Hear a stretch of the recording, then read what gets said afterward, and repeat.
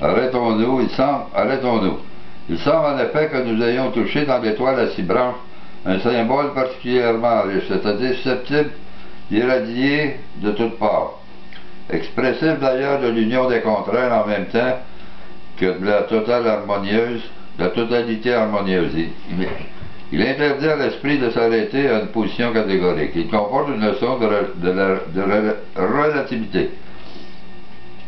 Et si l'on nous permet de terminer par le schéma encore d'un philosophe, nous rappellerons que William James aimait se servir de cette image pour expliquer familièrement le rapport que son relativisme établissait entre la réalité, qui est une, et la vérité, qui a le droit d'être multiple. Ce dessin est un, disait-il en substance.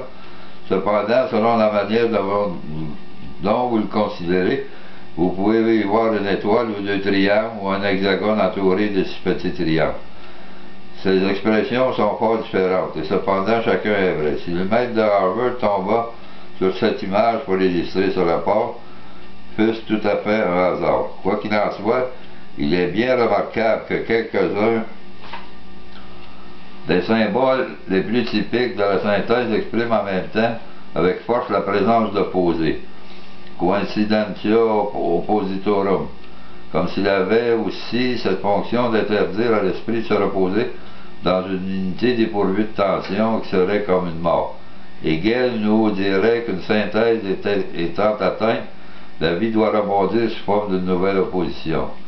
Aussi bien Sainte Thérèse, dans cette même 7e demeure où l'union est réalisée, précise que l'homme en cet état est comme divisé. L'homme se plaint ainsi que Marthe se plaignait de Madeleine, de ce que pendant que cette autre partie de son âme jouissait d'une pleine tranquillité, d'une parfaite joie, elle la laissait dans des travaux, des occupations qui la privaient du bonheur de lui tenir compagnie.